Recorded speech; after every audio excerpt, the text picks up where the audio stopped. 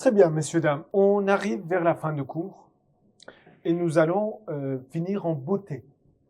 Ça veut dire avec Max Weber. Comme toujours, on finit avec les fondamentaux.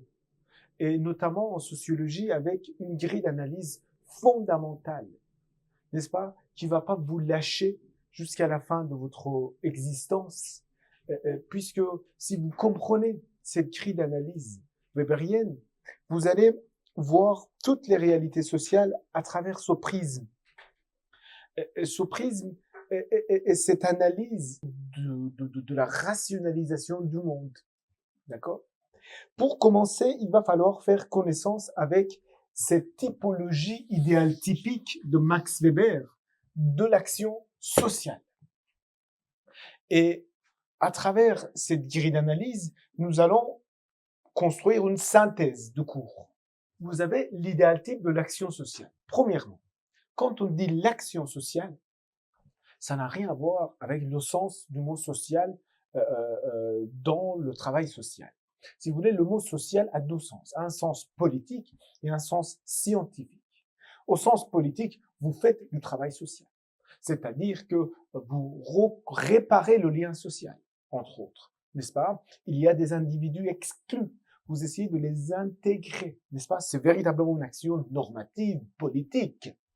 D'accord? Et ce sens politique, effectivement, nous est cher, de toute évidence. Sauf que quand on fait de la sociologie, et quand on parle du social, on parle du social au sens scientifique, au sens notamment durkheimien, expliquer le social par le social, c'est-à-dire que oui, on est face à des collectivités.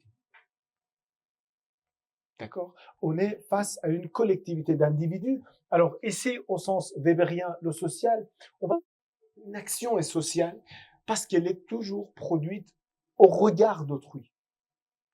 D'accord? Donc, il y a toujours le regard d'autrui qui fait qu'une action est toujours considérée comme une action sociale. D'accord? Qui échappe à toute tentative de psychologisation. D'accord? Qui ne voit que l'individu. D'accord? Là, nous, on voit la collectivité et le regard de la collectivité et on analyse les rationalités des individus du point de vue social. D'accord? C'est en ce sens qu'on parle de l'action sociale. Donc, toute action est sociale, peu importe sa rationalité traditionnelle, affectuelle, en valeur et en finalité. Donc, il nous propose cette typologie idéale typique de l'action sociale, qui est en réalité une typologie idéale typique de rationalité. D'accord? De logique d'action, des manières de penser, d'univers mental, si vous voulez. D'accord?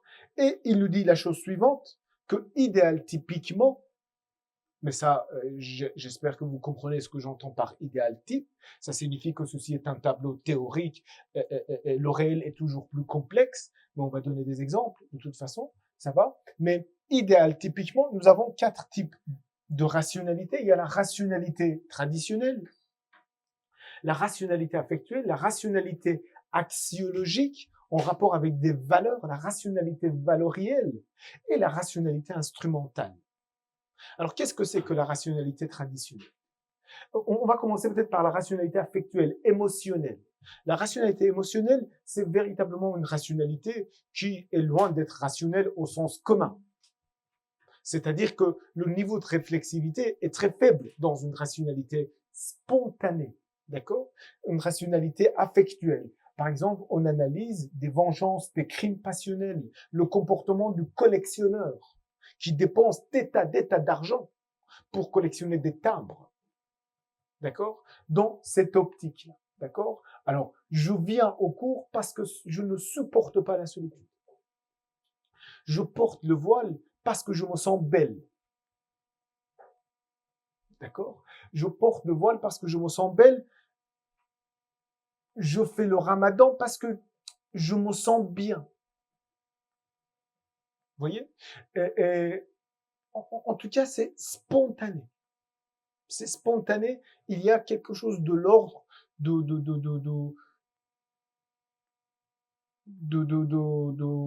affectuel. D'accord? J'aime pas. D'accord? Ainsi, dans cette optique-là, nous pourrions analyser la question du mariage d'amour comme un mariage qui s'inscrit dans une rationalité qui se veut spontanée, affectuelle. Alors qu'en réalité, on a bien vu, hein, donc le mariage amoureux est bel et bien sous la pression sociale et des règles d'homogamie, de diplôme, d'homogamie socio-économique. Mais ceci est un tableau idéal typique. D'accord? Une caricature. L'action traditionnelle, c'est que ça a toujours été ainsi. C'est automatique. Et là aussi, le niveau de réflexivité est très faible. On pourrait même considérer ces deux types d'actions, ces deux types de rationalité comme véritablement comme irrationnels parce que le niveau de réflexivité est très faible. Et là aussi, effectivement, on produit toute une série de comportements de manière machinale. Je me brosse les dents tous les matins sans me poser la question. D'accord? Je viens au cours parce que ça a été toujours ainsi. N'est-ce pas? Depuis ma naissance, oui, j'ai toujours été au cours et là, au travail, je vais toujours au travail parce que ça a toujours été ainsi. J'ai jamais vu mes parents malades. Et que sais-je encore? En tout cas, je salue les amis, je me brosse les dents, on les reproduit par habitude, par coutume, n'est-ce pas? Je porte le voile. Mais oui, mais ça, j'ai toujours porté le voile. La question ne se pose pas. Vous comprenez? C'est le voile traditionnel qu'on porte notamment dans les pays musulmans, dans pas mal de pays musulmans. C'est-à-dire que les individus ne se posent pas la question. Alors, je reviendrai sur... Écrivez vos interventions, écris-le s'il te plaît, et je reviendrai là-dessus. Ça va? Donc, je porte effectivement le voile parce que ça a toujours été ainsi. D'accord? C'est pas un voile, écoutez-moi, identitaire. D'accord? Alors, je reviendrai sur le voile identitaire. En tout cas, le mariage arrangé, ben oui, je me marie avec mon cousin, c'est comme ça. C'est normal. Vous comprenez? C'est normal et ça a toujours été ainsi et c'est automatique. Les choses sont automatiques et s'imposent aux individus dans cet ordre. D'accord? Dans cet ordre. Il y a aussi l'action rationnelle en valeur et l'action rationnelle en finalité. Et là, qui se caractérise différemment. L'action rationnelle en valeur est à un niveau plus conscient. C'est une action plus consciente, mais elle est dogmatique. Et quand je dis dogmatique, je ne porte pas de jugement de valeur sur ce qui est dogmatique parce qu'il est mauvais et c'est pas bien d'être dogmatique. C'est l'action, c'est une action têtue qui veut défendre des valeurs très fortes en disant je ne négocie pas mes valeurs, sans tenir compte des moyens et des conséquences, coûte que coûte. C'est-à-dire que oui, il y a des valeurs fortes, des convictions religieuses très fortes, il y a des morales idéalistes qui fait que je vais accueillir des réfugiés alors que j'ai un taux de chômage très élevé. C'est une question des droits humains. N'est-ce pas? Vous me dites que j'ai un taux de chômage de 40% dans certains quartiers, on s'en fout. C'est une question des droits humains. Je vais porter mon voile, même si je vais perdre mon emploi. D'accord? Même si je vais être exclu de cet ou cet établissement. Je vais faire le ramadan, même si je vais rater mes examens. Je vais publier les caricatures de moi-même, même si je risque ma vie.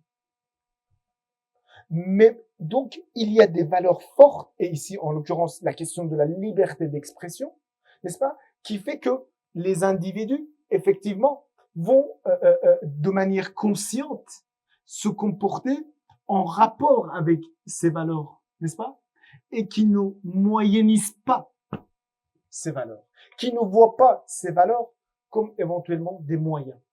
C'est ce qu'on fait dans une rationalité instrumentale. C'est-à-dire que on réfléchit en termes de rationalité en finalité, en disant attends, il y a une autre finalité qui devrait te permettre de moyenniser tes valeurs, n'est-ce pas? C'est-à-dire que oui, quelles sont tes Ton plan, quel est ton plan? Est-ce que tu as calculé? Est-ce que tu as réfléchi aux conséquences? Est-ce que tu as vu tes moyens? Est-ce que tu sais faire le poids face à l'Israël? Et après, tu viens faire le malin. Donc, la rationalité en finalité va dire non, attends, j'enlève mon voile pour ne pas perdre mon emploi, pour trouver un emploi. La rationalité en finalité va dire, tiens, je vais pas accueillir des réfugiés parce que j'ai un taux de chômage élevé. Alors, je vais accueillir juste des réfugiés les plus diplômés. Ça m'arrange. C'est une rationalité calculée qui calcule ses valeurs en fonction des moyens à sa disposition et ses conséquences. Donc, on négocie des valeurs. Je viens au cours juste pour les cours qui m'intéressent parce que ça me permet de réussir. Ça me permet de devenir intelligent. Je vais au cours systématiquement parce que c'est une vocation pour moi. L'enseignement. N'est-ce pas? Donc, je ne vais pas accueillir des réfugiés. Je ne vais pas publier les caricatures de Mohamed parce que ça heurte la sensibilité de mes lecteurs. Je vais soutenir, je vais soutenir la cause palestinienne jusqu'au bout, même si ça va coûter cher à ma population. Coûte que coûte. Vous comprenez? Et donc, l'action rationnelle en finalité est une action qui est considérée par la conscience collective des modernes comme l'action la plus rationnelle.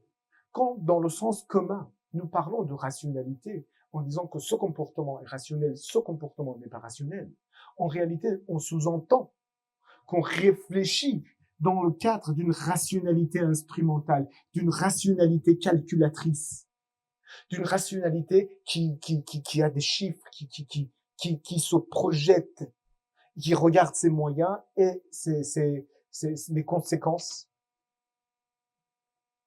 Et qui dit, tiens, je vais pas faire le ramadan pendant ce match, pendant la période d'examen, ou que sais-je.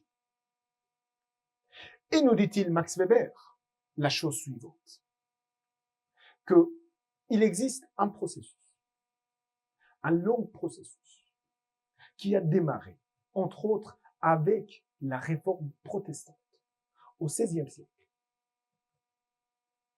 Et que le monde occidental est entré dans un processus de rationalisation, c'est-à-dire un processus à travers lequel ces logiques d'action sont davantage celles de l'action rationnelle en finalité, l'action rationnelle instrumentale. Et c'est ainsi qu'on définit le processus de rationalisation du monde, dont le corollaire, c'est le désenchantement du monde. Alors, je lis littéralement pour qu'on puisse souligner un certain nombre d'éléments particulièrement importants pour bien comprendre ce processus de rationalisation. C'est-à-dire, c'est le processus qui conduit à envisager de plus en plus de domaines de la vie sous l'égide plan, calcul, règlement, bilan, qu'on dit rationnel parce qu'ils nous permettent, grâce à l'usage de la raison, d'accord, raison humaine, d'ajuster les buts, n'est-ce pas, les buts poursuivis et les fins et les possibilités d'y parvenir, les moyens, d'ajuster les buts en fonction des moyens. C'est ce qu'on a dit. D'accord? C'est le fait, effectivement, de penser de plus en plus avec une rationalité instrumentale. D'accord?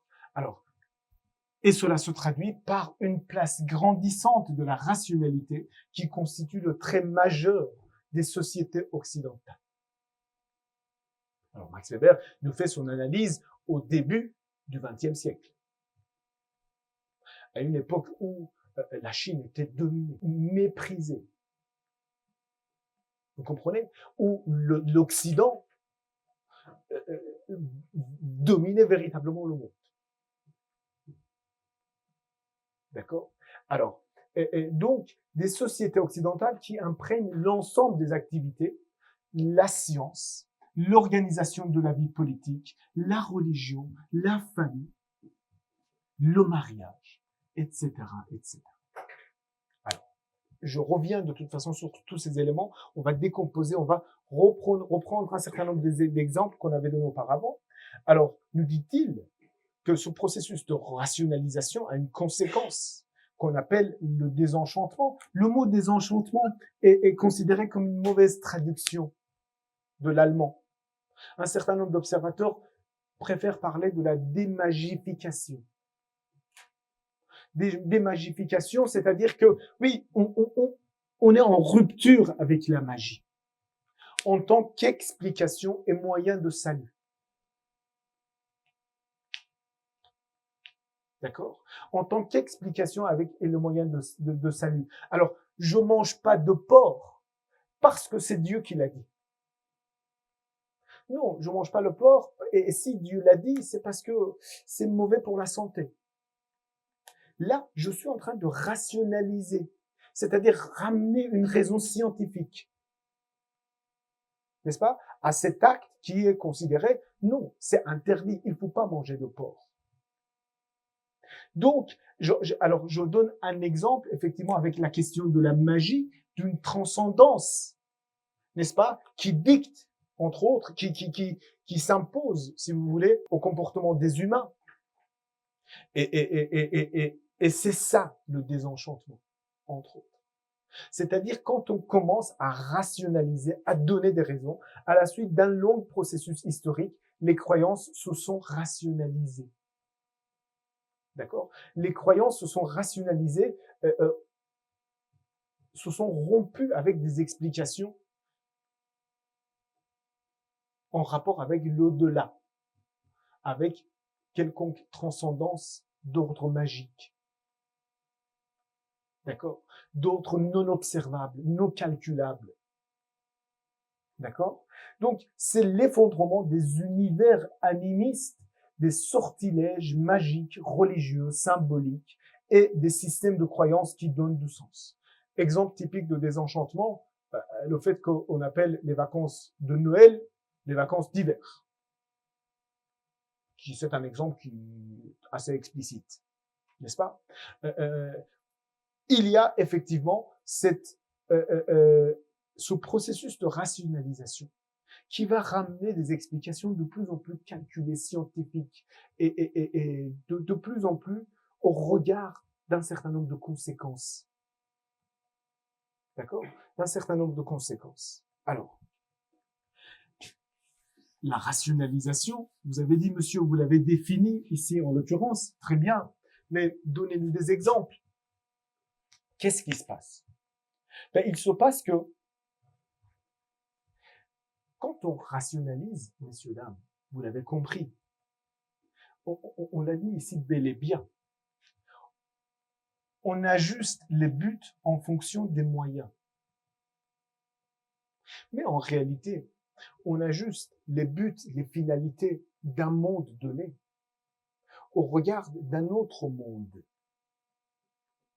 En réalité, dans les sociétés traditionnelles, messieurs, dames, nous vivions dans un monde où il existait une cohérence, une harmonie, une association entre les différentes institutions qui partageaient des valeurs relativement concordantes, en concordance, en harmonie les unes avec les autres. Alors, il y avait bel et bien l'institution religieuse qui chapeautait l'ensemble des institutions de manière totalitaire, c'est-à-dire de manière à traduire les buts poursuivis par les autres institutions comme des moyens à ses propres finalités. À ses propres finalités. Alors, quand je dis la société traditionnelle dans système totalitaire, là, on est aussi dans des systèmes relativement, je veux dire, on est dans un système semblable. Et ceci, c'est pas un jugement de valeur d'appeler un système comme totalitaire, comme mauvais en soi. Déjà, en tout cas, pas dans ma bouche. D'accord? Donc, dans les systèmes totalitaires, dans les sociétés traditionnelles, les logiques totalitaires, effectivement, vous voyez, l'exercice de la rationalité instrumentale est moins commode. N'est-ce pas? L'exercice de la rationalité instrumentale est moins commode. Ainsi, la distinction entre les moyens et les finalités est affaiblie au profit d'un ensemble de pratiques idéologiquement cohérentes, qui se maintiennent et se stabilisent. Par exemple, la sexualité, la filiation, la robe blanche, la cérémonie du mariage, le devoir conjugal, les droits des femmes, l'ensemble de ces pratiques étaient connectés, associés les unes aux autres, dans une logique d'ensemble, uniformisante. D'accord? Dans une logique d'ensemble, uniformisante. C'est-à-dire que oui, si on stigmatisait l'adoption, si l'adoption était tabou, c'est parce que le mariage était une institution très forte.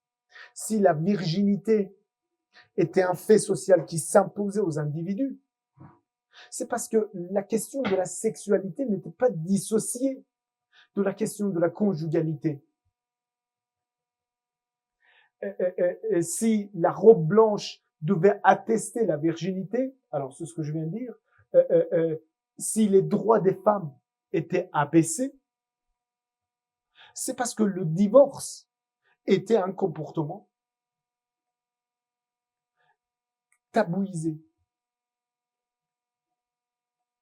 Donc, cela constitue une totalité pratique cohérente soutenue par un ensemble d'institutions formant une structure d'ensemble.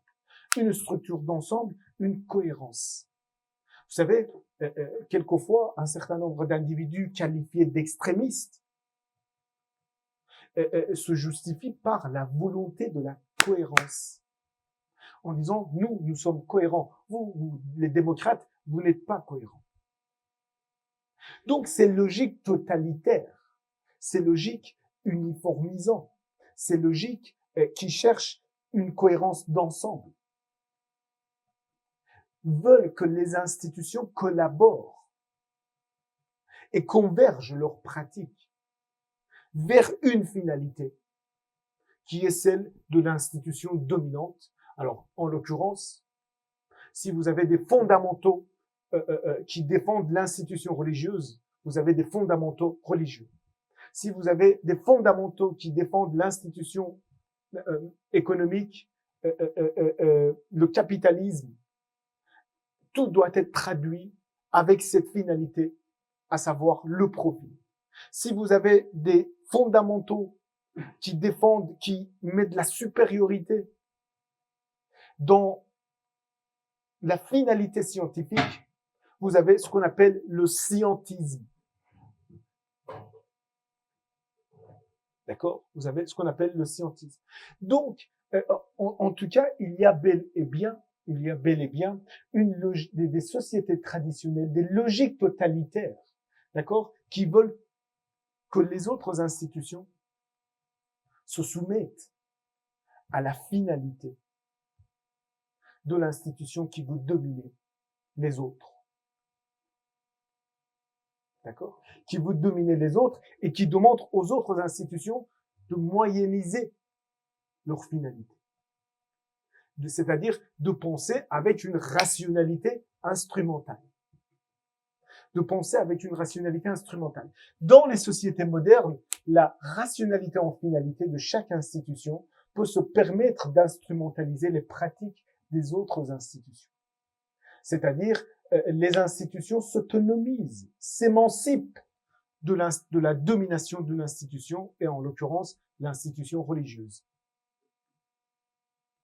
Ou toute autre institution. C'est-à-dire, les institutions s'autonomisent, s'émancipent de la structure totale des sociétés traditionnelles en donnant naissance à des nouvelles rationalités indépendantes, voire de nouvelles institutions.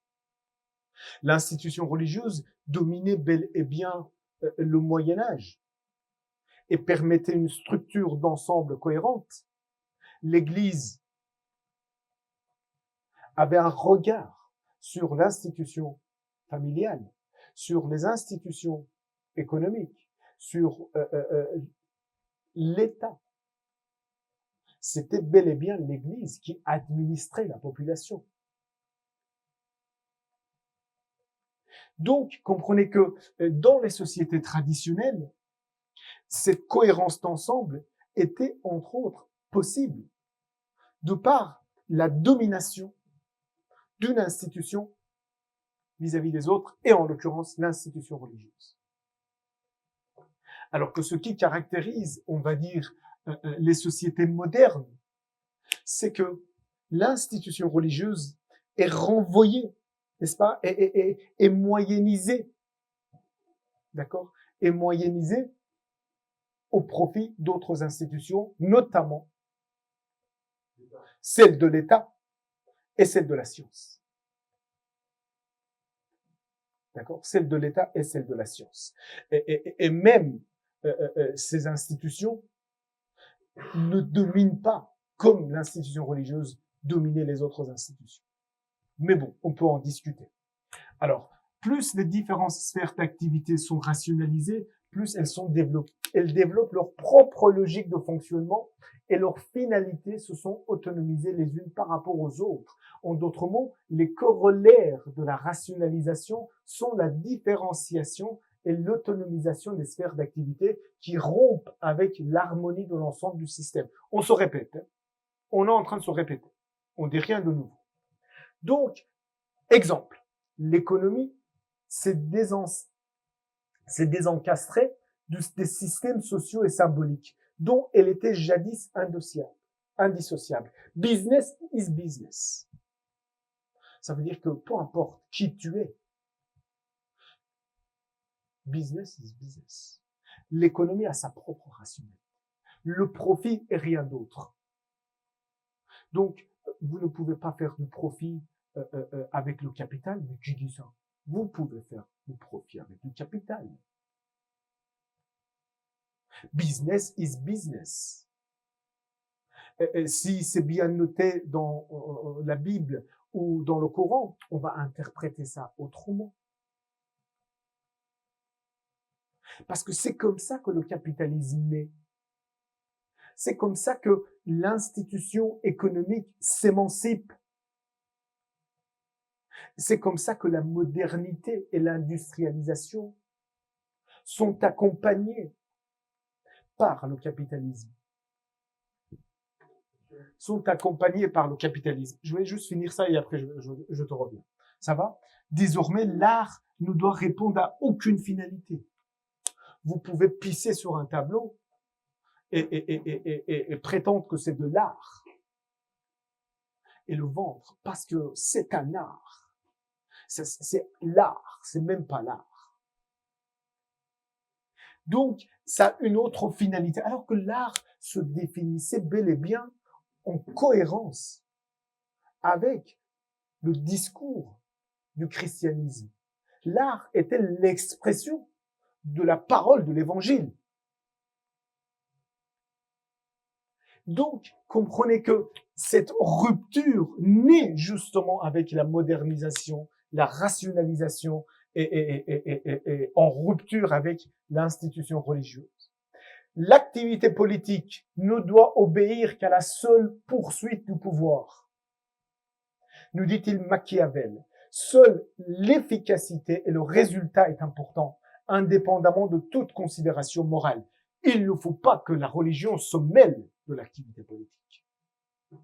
La soif de dominer est celle qui s'éteint la dernière dans le cœur de l'homme.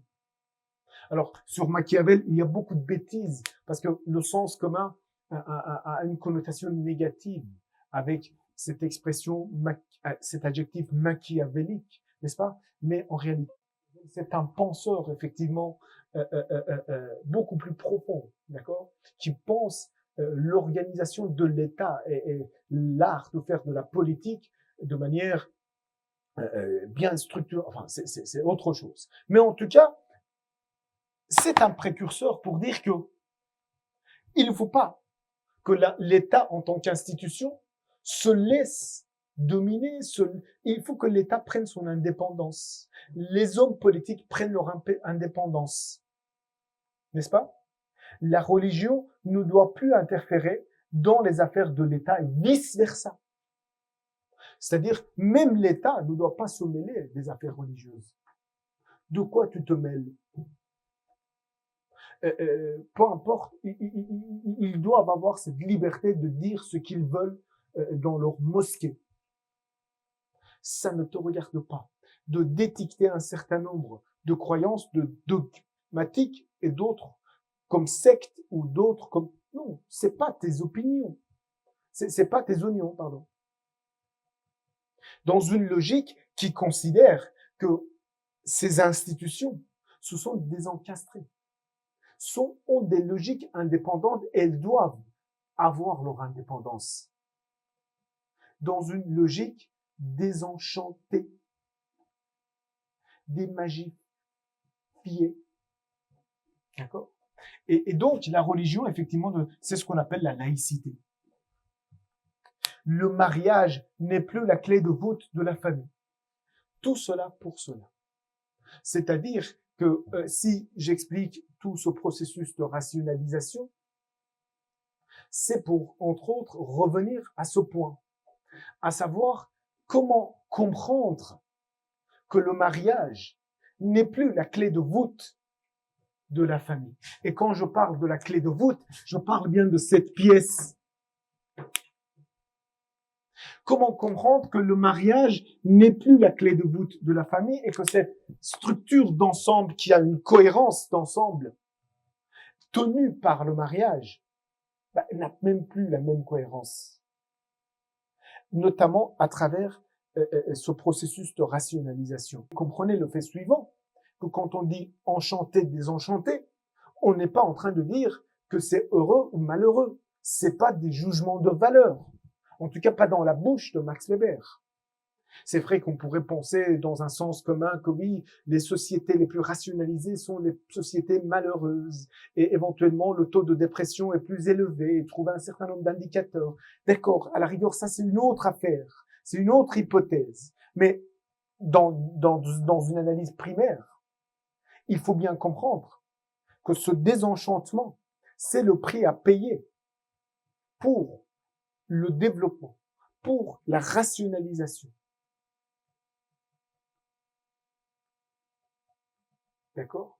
Pour la rationalisation. Alors tout à l'heure, j'ai donné l'exemple de la cause palestinienne. Mais il faut bien comprendre que cette cause palestinienne est défendue de manière différenciée par des différents pays musulmans, notamment le Maroc. Le Maroc est bel et bien un allié objectif de l'Israël, qui vend la cause palestinienne. Mais ce désenchantement, disons, de la cause palestinienne au regard des intérêts calculés des Marocains. Vous me suivez? En disant, l'oncle Sam, je me soumets à l'oncle Sam. Parce que qu'est-ce que je veux? Et vous regardez dans les chiffres de croissance économique, dans les chiffres de développement économique et dans les chiffres de développement politique, sans que pour autant je dise c'est bien développé économiquement ou politiquement. Hein. Ça, c'est encore autre chose. En effet, le Maroc fait partie des pays qui a un mot à dire. Ou encore l'exemple de la Turquie. La Turquie est le seul pays musulman qui a un mot à dire. On va dire c'est le plus développé.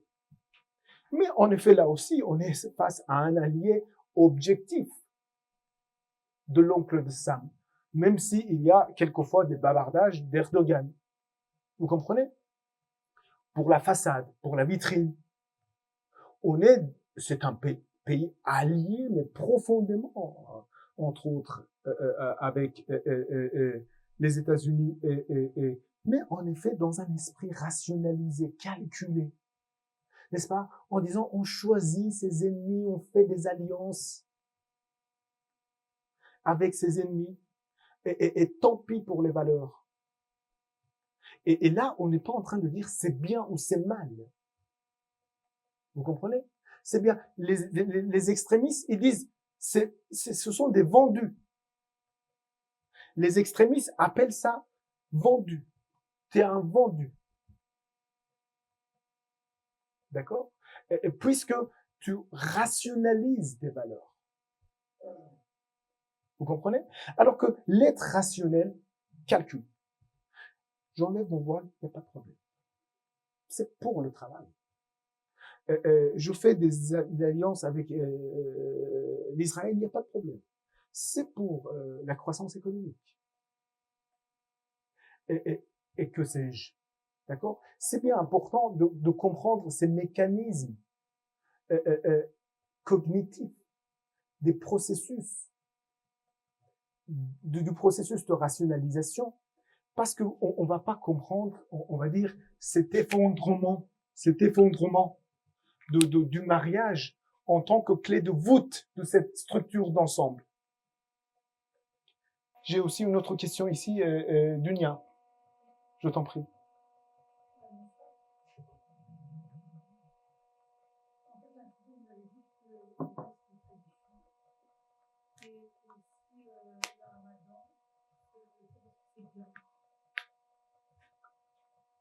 On se sent bien. Oui.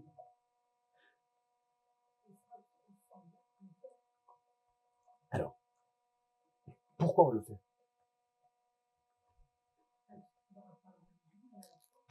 Alors, là, tu es en train de dire que oui, c'est une question de valeur. Tu es en train de traduire le fait de faire Ramadan dans une optique axiologique. Alors qu'on fait également le Ramadan pour perdre du poids, pour être en bonne santé, ou pour se faire accepter par les autres musulmans, pour ne pas se faire rejeter par les autres musulmans. Alors, on est en train d'analyser. Tu comprends ce que je veux dire? Là, il faut pas réceptionner ces mots avec ton identité, tes valeurs. Tu comprends ce que je veux dire? On est en train d'analyser, sachant que quand on fait le Ramadan, ben, en réalité, oui, c'est une tradition. Parce que depuis tout petit, tout le monde a fait Ramadan autour de moi. Et c'est un peu normalisé, enfin, sans même se rendre compte, je fais le Ramadan. Parce que je me sens bien, parce que c'est une valeur pour moi. Mais aussi, tout qu'on fait, c'est intéressant, parce que je perds du poids. Vous comprenez? Ce tableau est idéal, typique. Mais ça nous permet de dire, oui, le voile qui est porté dans les pays occidentaux est un voile identitaire. Et le voile qui est porté dans ces pays, c'est au Maroc ou en Afghanistan, c'est un voile traditionnel. Et ça n'a pas la même signification dans la tête des acteurs. Et parfois, il y a aussi des voiles instrumentales, parce que c'est par intérêt qu'on le porte, n'est-ce pas? Par stratégie. Je t'en prie.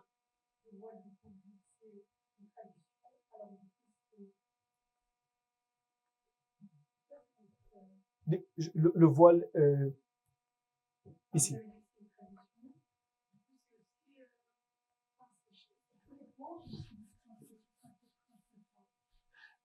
Oui, alors justement, l'idéal type, ça nous permet de dire grosso, n'est-ce pas? Ça nous permet de mesurer le réel par rapport à ce tableau typique, d'accord? Et ça nous permet de dire que oui, le voile qui est porté dans ces pays, c'est plutôt dans une logique traditionnelle, alors que dans ces pays, c'est plutôt dans une logique axiologique, d'accord? Oui, parce que ces individus, ils sont pas nés avec le voile. À un moment donné, dans un processus d'identification identitaire, ils se sont dit, ben, je suis musulman, donc je suis. et donc je porte le voile, ou dans un processus de finalité en rationalité, peu importe. Mais ça signifie pas que tous ces individus, effectivement, sont dans, tous les individus des pays occidentaux portent le voile dans cette logique. Il y en a qui portent le voile dans cette logique. Il y en a qui portent le voile dans cette logique. Parce que depuis leur naissance, leur maman portait le voile.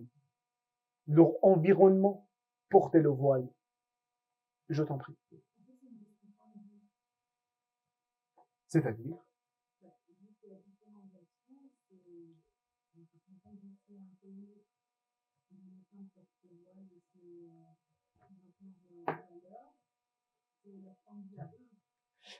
et oui, c'est-à-dire que oui, tout à fait. Alors, c'est la sociologie des rationalités, tout à fait. D'accord. On examine leur rationalité, leur point de vue. D'accord. C'est ça. Mais on fait la sociologie des points de vue, n'est-ce pas? Quand on dit c'est une question de point de vue, ça signifie pas que notre cours est un cours de sociologie où les points de vue s'échangent de manière spontanée, sans données empiriques.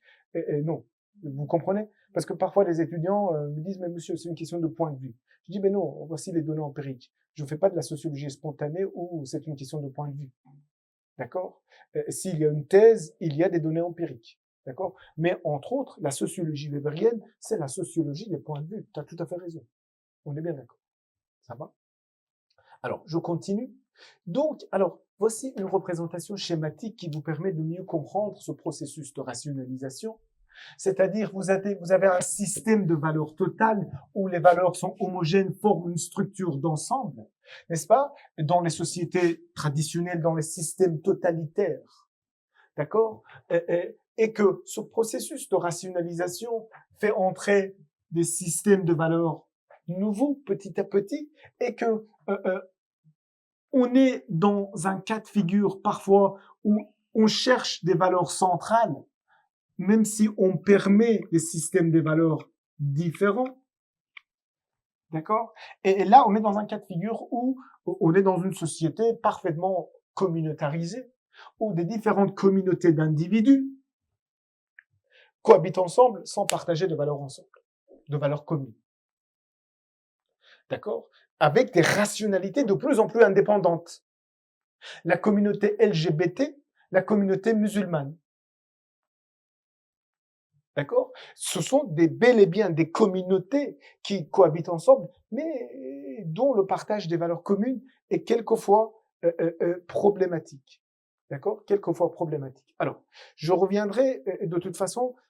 Donc ça, c'était encore un exemple. Alors, l'autre exemple qui est plutôt intéressant et qui touche véritablement notre cours, c'est cette représentation en disant que oui, la religion, l'économie, politique, famille, science, baby, Galilée, il a dû s'excuser en disant désolé, la Terre n'est plus le centre du monde. Le Soleil n'est plus le centre de notre galaxie. D'accord, c'est vous qui avez raison. Parce que c'est l'institution religieuse qui définissait qu'est-ce qui est le centre du monde. Et c'est bel et bien la Terre. Donc, il va falloir que la science, l'art, la nature, tout soit défini au regard de notre institution religieuse. Donc, le développement de la science signifie son émancipation, son indépendance. Et comprenez que la science, en tant qu'institution, a pris son indépendance petit à petit, à commencer avec la fin du Moyen-Âge. Et si on reprend, par exemple, la médecine, l'histoire de l'institutionnalisation de la médecine, l'émancipation de la médecine en tant qu'institution. La médecine naît au XVIIe, XVIIIe siècle en tant qu'institution et dans une attitude très respectueuse vis-à-vis de l'institution religieuse et vis-à-vis de l'institution de l'État, propose un certain nombre d'hypothèses en cohérence, en concordance avec la rationalité religieuse de l'Église qui dit la seule sexualité légitime, c'est la sexualité conjugale. La pratique de masturbation rend aveugle. Et la médecine reprend le discours de l'Église, effectivement, et rationalise jusqu'à ce que petit à petit, la médecine devient de plus en plus indépendante, au point qu'elle produit un certain nombre de discours complètement en incohérence, voire en opposition vis-à-vis de l'État, des politiques natalistes de l'État et des considérations religieuses de l'Église, en disant qu'est-ce que c'est que ça? Moi, j'ai ma propre logique. Donc, avoir des relations conjugales en dehors du mariage ne rend pas aveugle ou je ne sais plus quoi. Vous comprenez? Donc, cette émancipation de la médecine a une histoire, n'est-ce pas? Et cela se traduit par son développement. L'émancipation de l'économie, l'émancipation du politique, on en a parlé, l'émancipation des logiques, effectivement, qui définissent la rationalité de la famille nucléaire, qui a sa propre rationalité, son propre raisonnement, de plus en plus nucléarisé. D'accord? Nucléarisé. Et donc, c'est ainsi que nous définissons, entre autres, la désinstitutionnalisation de la famille. C'est-à-dire que le mariage était la clé de voûte de la famille, parce que grâce au mariage qu'on avait des enfants, grâce au mariage on avait une sexualité, c'est le mariage qui faisait qu'on pouvait éduquer les enfants, c'est le mariage qui permettait d'avoir une politique de natalité, c'est le mariage qui définissait la vie conjugale. Et que ce processus de rationalisation du monde fait que plus des différentes sphères d'activité se sont rationalisées, plus elles ont développé leurs propres règles de fonctionnement. Et plus leurs finalités se sont autonomisées les unes par rapport aux autres. C'est-à-dire, dans un monde traditionnel, l'institution matrimoniale était bel et bien la clé de voûte de la famille. Il existait une articulation ferme et concordante entre les pratiques et l'institution familiale. Ainsi, le mariage était encadré par la religion. Ben oui, on se mariait à l'église. Enfin, c'était administré par l'église. C'était acté par l'église. La seule filiation légitime était celle issue du mariage et la filiation adoptive était tabou. Ben oui, l'adoption était tabou. Et en plus, si il y avait un enfant adopté, il fallait surtout pas lui dire qu'il était adopté. Il faut pas que tout le monde sache qu'il est adopté. Alors, c'est assez étonnant parce qu'un certain nombre de prophètes ont été adoptés. N'est-ce pas? Alors, mais ça, c'est encore une autre histoire. Mais en tout cas, l'adoption était bel et bien tabou. D'accord? Et les rites, le mariage et la sexualité n'étaient pas dissociés. On ne pouvait avoir une relation sexuelle que avec le mariage. Donc, la pratique de... J'ai un trou de mémoire.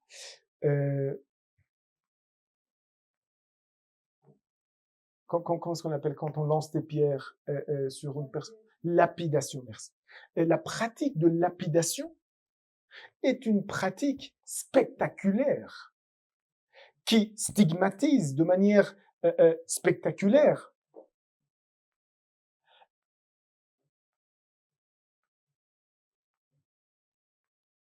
parce qu'elle cherche une valeur tellement forte qui est celle d'avoir des relations sexuelles uniquement dans le cadre du mariage. Et c'est tellement une valeur forte qu'on va jusqu'au bout. Vous comprenez? Et alors, la robe blanche signifiait la virginité. La robe blanche avait une fonction. D'accord? Pour attester la virginité. Vous voyez cet ensemble cohérent. Les droits des femmes étaient minorés. Je veux dire, il n'y a pas plus cohérent que les talibans. C'est-à-dire, si vous voulez administrer un certain nombre d'individus, enfin, vous n'allez pas éduquer les filles et s'attendre à ce que qu'elles ne divorcent pas. C'est pas possible. L'éducation des femmes va de pair avec l'augmentation du taux de divorce. Et comprenez que quand je dis il y a un certain nombre de pays musulmans s'étonnent que les femmes se révoltent, notamment en Iran. Mais c'est vous qui les avez éduquées. Ça va de soi. Donc, cette émancipation passe par l'éducation et qui se traduit par une révolte des femmes. Alors, la stigmatisation, tabouisation, lapidation, culpabilisation du célibat, de l'homosexualité, de la masturbation, de l'adoption, de l'avortement. N'est-ce pas? Donc, tous ces mécanismes de socialisation cherchaient à imposer une institution, à savoir celui de mariage. Dans une logique d'ensemble et cohérente. Donc, la sacralisation, naturalisation, dogmatisation de la virginité, du mariage, de la reproduction, de l'hétérosexualité, etc., etc. Alors que dans notre monde rationalisé, qui vit ce processus de désinstitutionnalisation, ce processus d'autonomisation des logiques d'action, nous avons la cohabitation légale qui ne débouche plus nécessairement sur le mariage. En ce qui concerne la vie conjugale, c'est-à-dire on peut avoir une vie conjugale sans pour autant se marier. Et la question de la filiation, la venue de l'enfant, c'est la venue de l'enfant qui définit la manifestation d'une stabilité conjugale. C'est devenu à l'envers.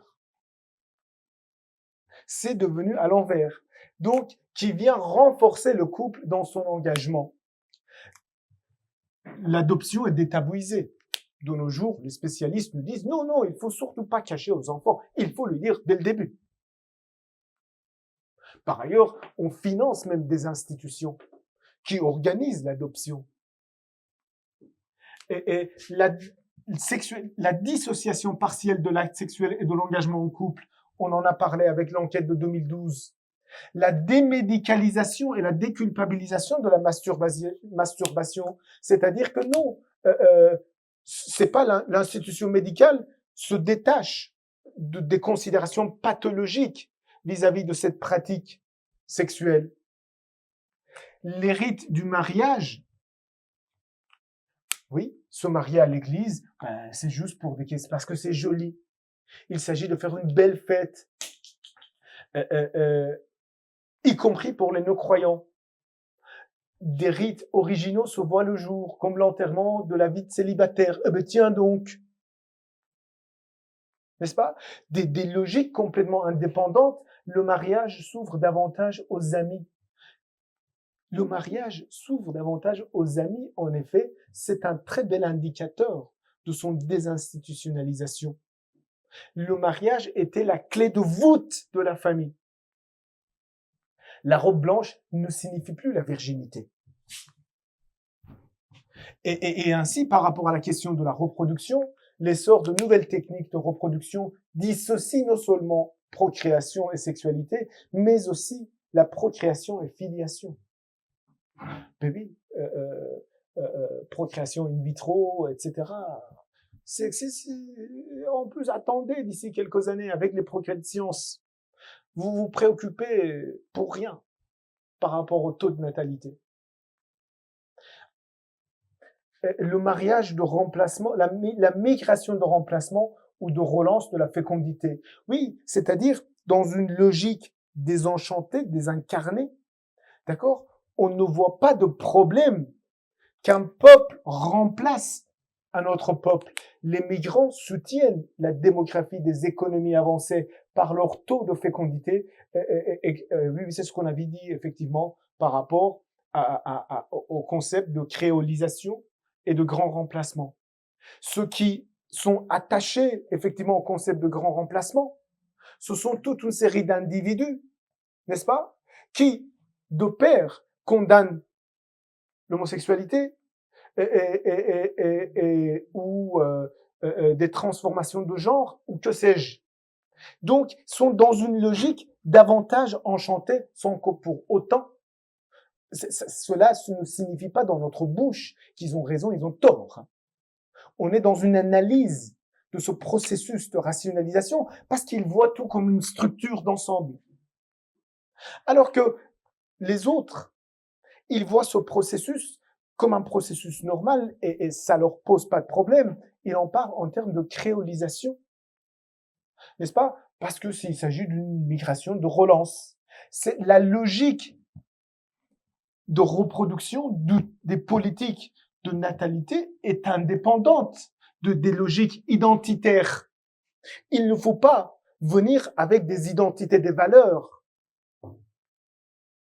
d'un peuple et vouloir définir une politique de natalité. Non. Il faut être rationnel pour définir une politique de natalité. Et s'il nous faut des immigrés, pourquoi pas? C'est normal et c'est même bien. Donc, depuis la crise de 2008, les Belges font moins d'enfants. Et là, oui, voilà. Donc, c'est ce qu'on avait dit toujours dans la continuité de cette thèse. L'éducation, oui, il n'y a pas de corrélation entre le taux de divorce et les performances du système éducatif dans les pays scandinaves. Il ne faut pas avoir peur. Le taux de divorce augmente. Votre système éducatif, il est performant. Il n'y a pas de problème. Donc, vous pouvez penser la logique éducative, la logique reproductive, la logique des rites du mariage, la logique de manière indépendante et de plus en plus émancipée vis-à-vis d'une logique d'ensemble. Alors, vous voyez que les uns et les autres, les pessimistes et les optimistes, les constructivistes et les essentialistes ne pensent pas les phénomènes, ces évolutions de la famille de la même manière. Ceux qui voient, messieurs, dames, cette transformation spectaculaire des structures familiales et considèrent que ça ne va pas, on va droit dans le mur, avec une vision pessimiste, ont une analyse qui peut être qualifiée de holiste, parce qu'ils voient les choses dans un ensemble, de manière associée. Ils voient une structure d'ensemble. Ainsi, le tout n'est pas considéré comme la somme des parties, comme disait Émile Durkheim. Il est structure par une logique indépendante de celle de ses composantes. Les logiques des composantes sont minorées, voire confondues dans celle de la structure et dépendent de cette manière plutôt que le contraire. Ainsi, les logiques des composantes sont intégrées au regard de la structure totale. Chez les fonctionnalistes, les structuralistes, on a cette manière d'analyser. Et ce type de raisonnement, d'accord, des raisonnements holistes, sont également les pessimistes, leur manière de raisonner est caractérisée par des analyses plutôt holistes. C'est ça que je suis en train de dire. D'accord? Ils voient les choses de manière holistique. La vision pessimiste considère en effet il y a une crise profonde de la famille qui comprend le mariage, la vie conjugale, la reproduction, l'éducation, parce qu'ils voient comme les holistes tous ces éléments comme un ensemble structuré. Ils voient le mariage comme la clé de voûte. D'accord? Alors que dans la vision constructiviste qui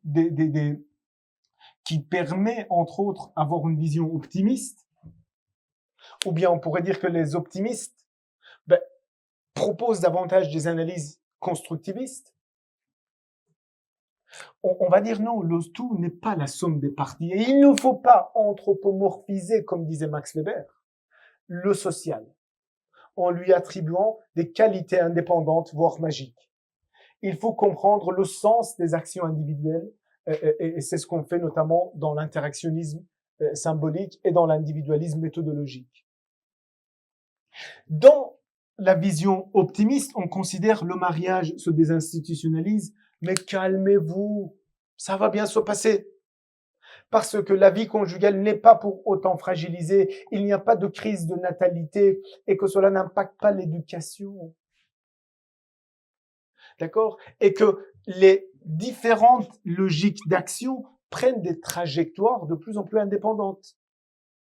Et il faut savoir les penser de manière indépendante.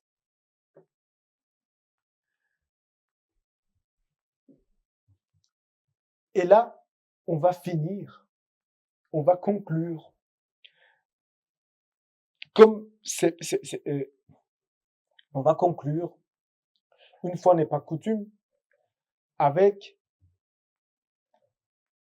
un sociologue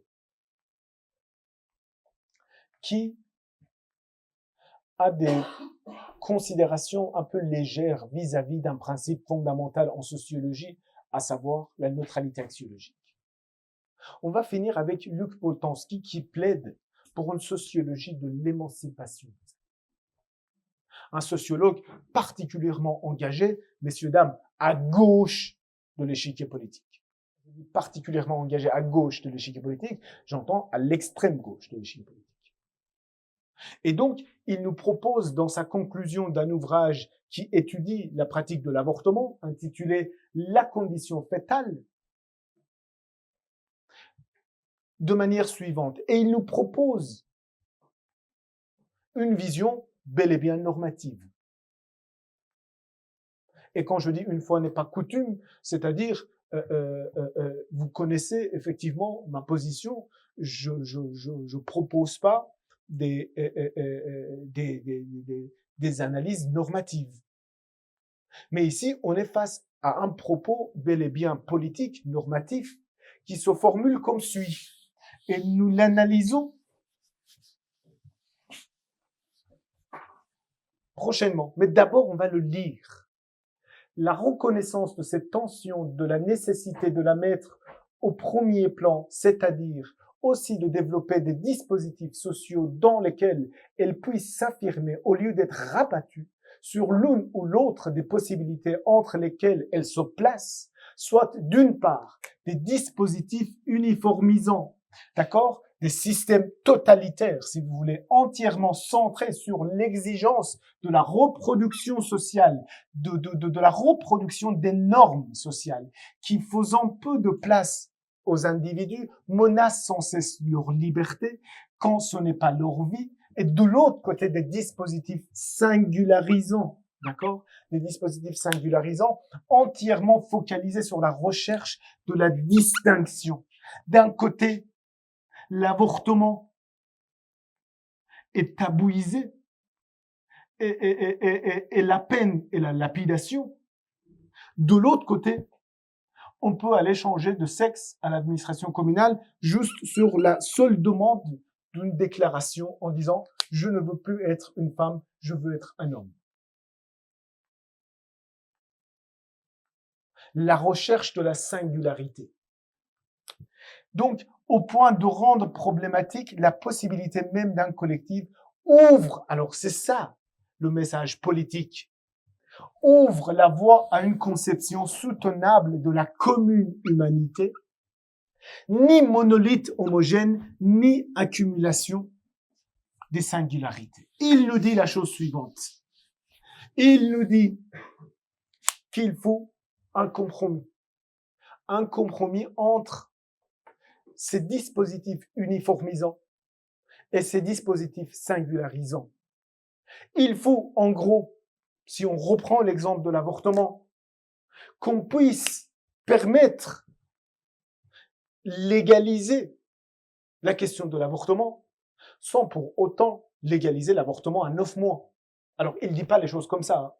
Moi, je traduis avec des indicateurs fictifs. d'accord, pour traduire ce qu'il est en train de nous dire. On peut soutenir une conception soutenable de la commune humanité. Pour lui, cette commune humanité, ni monolithe homogène, ni accumulation de singularité, qui évite deux idéologies extrêmes.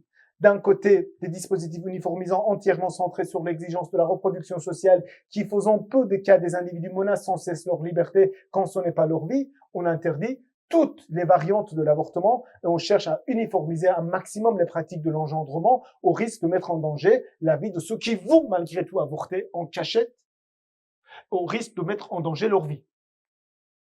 Parce que l'avortement a toujours existé, y compris dans les pays musulmans, y compris en Afghanistan, encore et toujours.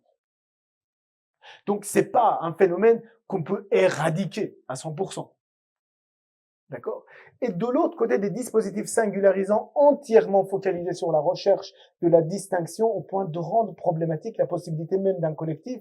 C'est-à-dire, on peut envisager, alors ça n'existe pas, mais pourquoi pas, d'ici 50 ans, quand la science progresse et que on pourrait envisager que ça peut exister, qu'on puisse légaliser l'avortement à 9 mois de grossesse sans aucune condition pour favoriser le droit à la différence, parce que il y en a qui souhaitent avorter. Même à 9 mois, c'est une question, c'est le droit de leur corps. J'ai le droit c'est mon corps. Alors, ça, c'est une considération. Vous comprenez? Ça, on peut discuter pendant des heures et des heures en disant à partir de quand? Est-ce que c'est à partir de la goutte de sperme qu'on pourrait parler d'un... Vous comprenez? Ça, on peut en discuter des heures et des heures. Alors, certainement pas de manière scientifique, mais en tout cas, de manière enchantée, comme ça. D'accord? Le droit à la différence rend problématique une définition commune à la valeur de la vie. C'est un exemple fictif. Mais peut-être l'exemple de changer de sexe sur simple déclaration à l'administration communale, c'est plus parlant, parce qu'il y a des militants qui cherchent, qui souhaitent à ce que on puisse donner ce droit à la distinction, à la volonté d'individu, c'est-à-dire on voit l'émancipation des individus, la liberté des individus, et on la traduit dans une forme qui est comme celle-ci, à savoir sur base d'une simple déclaration, on change de sexe. Alors qu'actuellement, il y a des filtres. En disant, oui, il faut un premier entretien avec un psychologue, ensuite il faut un deuxième entretien avec un médecin, il faut bien discuter, il faut bien réfléchir, et ensuite, vous comprenez? Donc, et il nous invite, en effet, messieurs, dames, de manière politique,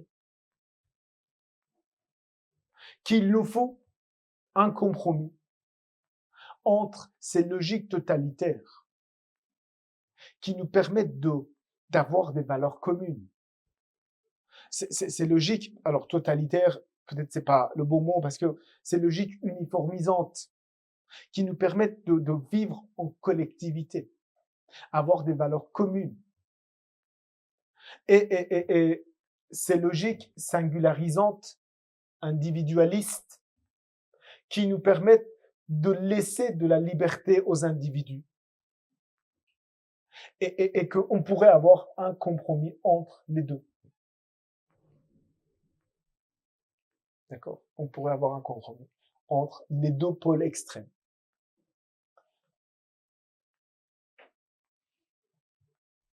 Je reconnais la matière, là, ça devient un peu dense, un peu trop subtil, j'ai envie de dire. D'accord? Mais à tête reposée, vous allez lire ce processus de rationalisation. N'est-ce pas? Vous allez lire l'ensemble du cours et vous allez comprendre ce processus de rationalisation comme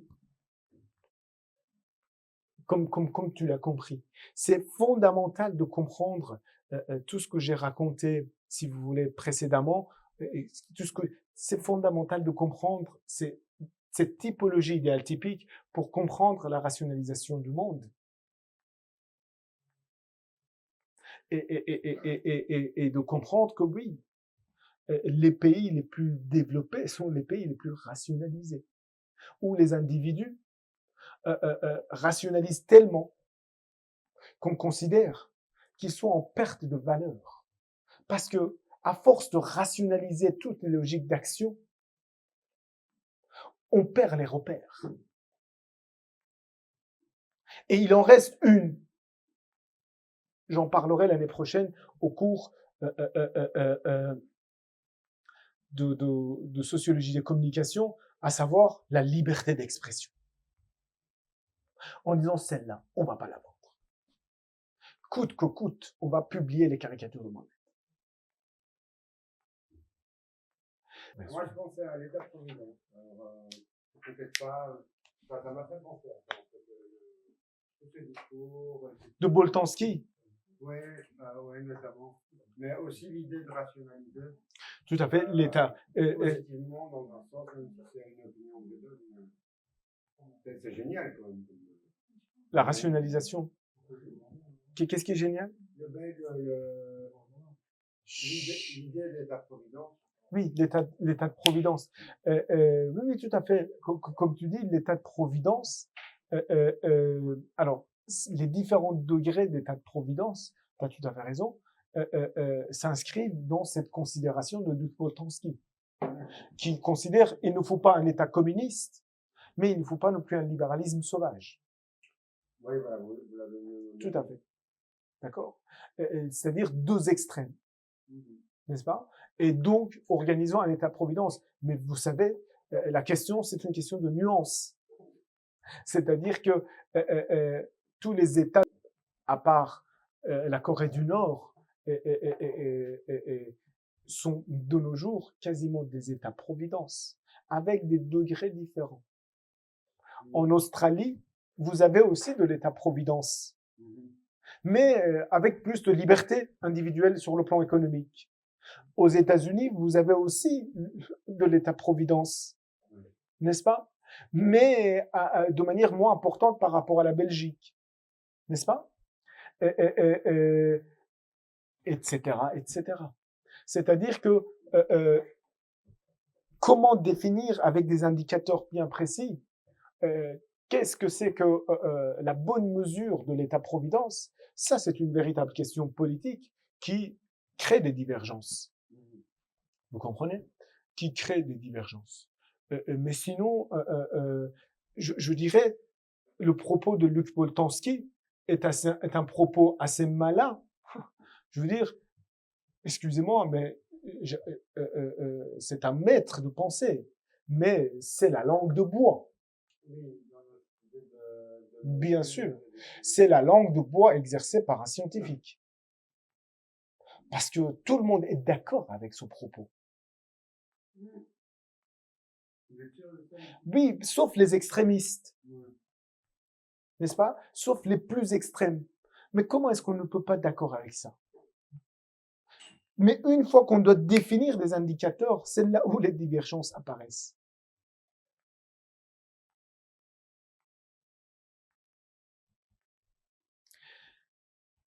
Je vous remercie pour votre présence, participation.